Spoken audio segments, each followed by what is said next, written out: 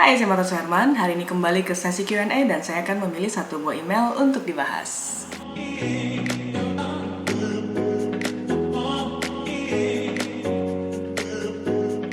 Makasih banyak buat teman-teman yang udah kirim email ke martasuherman@gmail.com. Hari ini saya akan memilih satu buah email, yaitu email yang saya pilih dari Heru Cahyono. Alamat emailnya herucahyono052@gmail.com.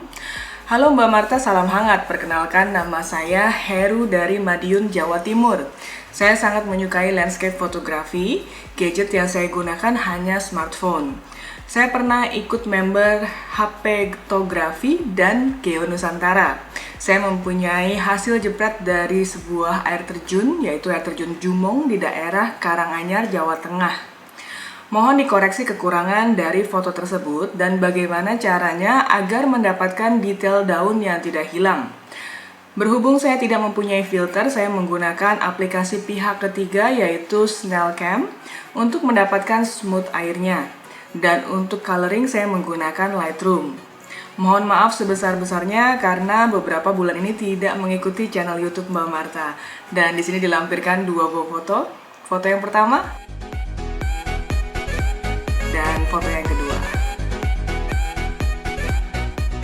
Sebelum saya masuk ke pembahasan kali ini, saya ingin mengucapkan makasih banyak buat teman-teman yang selalu support channel ini, yang sudah subscribe. Dan buat teman-teman yang mungkin baru menemukan channel ini dan belum di-subscribe, jangan lupa di-subscribe sekarang karena setiap minggunya saya mengupload 2 buah video yang membahas seputar fotografi. Dan mungkin buat teman-teman yang menanyakan apakah saya ada jasa fotografi, videografi, ataupun social media management, teman-teman bisa langsung kontak ke nomor di bawah ini, nanti akan dibantu oleh administrasi saya. Dan juga buat teman-teman yang mungkin menanyakan apakah bisa memanggil saya sebagai narasumber untuk kebutuhan kampus, perusahaan, ataupun komunitas, teman-teman juga bisa langsung kontak ke nomor tersebut. Oke, pembahasan kali ini karena email yang saya dapatkan dari Heru adalah pembahasan mengenai sebuah foto landscape khususnya air terjun dengan menggunakan teknik slow speed dan diabadikan dengan menggunakan smartphone.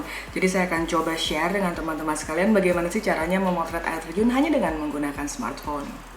Di sini sebelum saya masuk ke pembahasannya, dari foto yang dikirimkan ada 2 foto. Foto yang pertama ini sepertinya foto originalnya yang belum di color grading, dan yang kedua yang sudah menggunakan color grading. Dan di sini warna airnya sedikit lebih bluish. Dan kalau tadi pertanyaannya adalah bagaimana mendapatkan detail daun yang tidak hilang. Nah di sini kan kalau saya lihat mungkin beberapa area saja, terutama di bagian kanan ya. Di sini mungkin karena pada saat pemotretan itu daun itu bergerak. Daun itu bergerak mungkin bisa disebabkan karena angin, dan di sini saya juga bisa lihat orang-orang ini kan bergerak ya. Jadi ada sedikit efek ghostingnya dari orang-orang tersebut. Dan hal ini hanya bisa dibetulkan dengan melakukan proses editing di dalam komputer. Jadi sebenarnya pada saat kita ingin mendapatkan sebuah foto yang tidak ada efek blurnya supaya daunnya semua kelihatan tajam, kita itu harus menggunakan teknik yang disebut dengan teknik photo stacking. Nah kalau teman-teman mungkin belum pernah nonton di video saya sebelumnya mengenai pembahasan tentang stacking dalam fotografi, teman-teman bisa cek di link di bawah ini. Salah satu kunci dalam fotografi kalau teman-teman ingin memotret dengan menggunakan teknik komposit, foto komposit atau editing dengan menggunakan foto komposit atau foto manipulasi adalah kita harus memiliki foto stok tersebut supaya kelihatan nampak lebih natural. Jadi stacking ini bisa bermacam-macam. Teman-teman yang harus digunakan dalam mengatasi masalah ini adalah dengan stacking shutter speed yang berbeda. Nah, jadi dalam pemotretan ini kalau teman-teman memiliki 2 prioritas dalam pemotretan, artinya yang pertama adalah teman-teman ingin mendapatkan efek motion pada bagian air terjun, artinya teman-teman harus men-setting kamera dengan slow shutter speed atau long exposure. Dan yang kedua, di sini kalau teman-teman tidak ingin bagian lain dari air terjun itu juga tetap tajam, artinya teman-teman harus melakukan fast shutter speed. Di sini ada 2 foto dengan 2 speed yang berbeda yang harus digabungkan dalam Photoshop. Nah, di sini sebenarnya kalau buat saya pribadi, efek dari daun yang bergerak itu juga sebenarnya tergantung fotografernya ya. Jadi kalau memang kita ingin menampilkan efek daunnya itu terlihat bergerak, itu pun sebenarnya tidak ada masalah. Tapi kalau teman-teman di sini memiliki selera, oh saya nggak mau yang lain bergerak, hanya khusus si air terjunnya itu aja. Saya nggak mau daunnya bergerak. Pilihan yang pertama adalah menunggu sampai tidak ada angin sama sekali, atau yang kedua adalah dengan melakukan editing di dalam komputer. Lalu caranya bagaimana supaya kelihatan natural natural, artinya fotonya tuh nggak kelihatan seperti foto editing. Nah teman-teman sebaiknya memotret dengan menggunakan tripod, dimana kita bisa mendapatkan komposisi yang persis sama antara foto dengan menggunakan shutter speed yang pertama dengan menggunakan shutter speed yang kedua, sehingga tidak ada nampak perbedaan satu sama lain. Nah, mudah-mudahan jawaban saya ini bisa menjawab pertanyaan dari Heru. Dan hari ini saya akan coba bahas buat teman-teman yang mungkin di sini baru belajar fotografi dan hanya menggunakan smartphone. Mungkin nggak sih kita melakukan teknik pemotretan slow shutter speed hanya dengan menggunakan smartphone? Nah, buat teman-teman yang mungkin baru menemukan channel ini dan belum pernah nonton video saya sebelumnya yang membahas mengenai bagaimana caranya memotret dengan menggunakan smartphone, teman-teman bisa langsung klik di link di bawah ini. Oke, nah sekarang saya mau share buat teman-teman sekalian bagaimana sih caranya kalau kita ingin memotret hanya dengan menggunakan smartphone saja. Mungkin nggak sih? Nah, teman-teman simak dari awal sampai akhir, mudah-mudahan bisa membantu teman-teman untuk memaksimalkan smartphone kamu. Nah, tips dari saya yang pertama adalah teman-teman harus cek smartphone yang kamu miliki apakah memiliki fasilitas manual mode atau professional mode, atau seperti yang digunakan oleh Heru adalah dengan menggunakan SnellCam. Jadi ada beberapa aplikasi-aplikasi tambahan yang memungkinkan kamu untuk mengatur shutter speed dari smartphone yang kamu gunakan. Nah, dengan menggunakan itu, teman-teman bisa mengatur shutter speednya sampai ke titik terendah. Nah, kemudian ada teman-teman di sini yang bertanya-tanya apakah memang harus memotret sebuah air terjun itu dengan menggunakan teknik slow shutter speed? Apakah kita tidak bisa memotret hanya dengan menggunakan teknik fast shutter speed atau high shutter speed? Sebenarnya ini semua dikembalikan kepada teman-teman yang ingin mengabadikan gambarnya tersebut, karena kalau teman-teman sukanya yang lebih dengan fast shutter speed di mana ada splash sana sini, itu pun tidak ada masalah. Jadi tidak ada yang salah ataupun benar dalam ilmu seni seperti ini. Nah, teman-teman bisa coba dengan menggunakan aplikasi yang tadi saya sebutkan. Dan juga teman-teman yang kedua tipsnya adalah pastikan teman-teman menggunakan tripod, karena kalau teman-teman menggunakan slow shutter speed, teman-teman harus memastikan kamera itu terhandle atau berdiri dengan stabil. Buat teman-teman yang penasaran apa sih tripod, lalu bagaimana cara menggunakannya, teman-teman bisa cek di video saya sebelumnya yang satu ini. Ini adalah pembahasan mengenai tripod.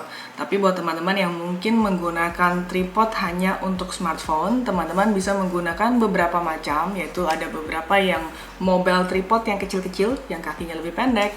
Ada juga GorillaPod, di mana teman-teman bisa menyantolkan kameranya itu di mana-mana, bisa di pagar, bisa di tiang, ataupun klip yang kita gunakan misalnya untuk di sebuah tangga ataupun sebuah railing ya. Jadi di sini teman-teman pastikan kamera atau smartphone kamu itu berdiri dengan sangat stabil dan tidak ada guncangan sama sekali sehingga foto kamu bisa tajam dan motion itu hanya bagian tertentu saja. Kemudian buat teman-teman yang baru banget belajar fotografi, oh ternyata gitu doang ya, cuma ngutamain shutter speed aja, jangan salah. Karena teman-teman harus cek juga di video saya sebelumnya yang membahas mengenai triangle exposure, di mana segitiga exposure ini penting banget pada saat kamu melakukan pemotretan.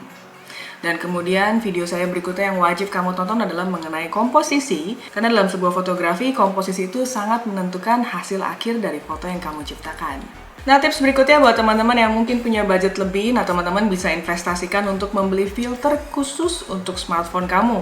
Karena zaman sekarang udah banyak produsen filter yang khusus membuat untuk smartphone. Dan di sini biasanya bervariasi karena efek dari filter itu biasanya untuk meredam cahaya supaya kita bisa memotret dengan speed yang lebih rendah. Buat teman-teman yang mungkin baru pernah dengar tentang filter nih, teman-teman bisa cek di video saya sebelumnya. Ada filter apa aja sih yang biasanya digunakan dalam fotografi khususnya untuk foto landscape.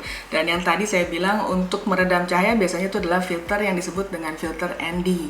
Nah, buat teman-teman yang mungkin penasaran apa sih polarizer, apa itu GND filter, nah teman-teman langsung cek di sana. Buat teman-teman yang mungkin menanyakan kepada saya bagaimana caranya kalau saya nggak punya filter, nggak punya budget untuk beli filter, lalu saya ingin memotret tapi dengan slow speed. Nah, di sini sebenarnya khusus buat teman-teman yang hanya memiliki aplikasi tambahan, teman-teman bisa memotret menunggu pada saat blue hour. Nah, blue hour adalah waktu di mana sunset sudah selesai dan biasanya warnanya agak lebih gelap, ya biasanya menjelang malam. Nah, itu biasanya warna itu ada transisi yang disebut dengan blue hour. Nah, di sini biasanya teman-teman mungkin banget untuk memotret tanpa menggunakan filter. Di sini juga teman-teman bisa menggunakan aplikasi tersebut supaya ISO-nya tidak terlalu tinggi. Karena kalau teman-teman tidak menggunakan aplikasi tambahan, biasanya kamera teman-teman itu otomatis akan mengadjust ISO-nya lebih tinggi sehingga fotonya cenderung lebih banyak noise-nya. Nah, kira-kira apa lagi nih tambahannya buat teman-teman sekalian yang mungkin punya ide atau mungkin punya pengalaman memotret air terjun tanpa menggunakan kamera DSLR ataupun mirrorless tapi hanya menggunakan smartphone?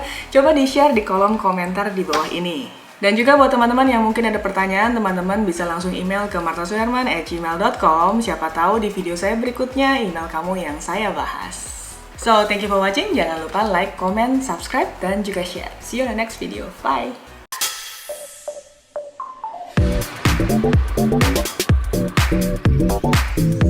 Thank you.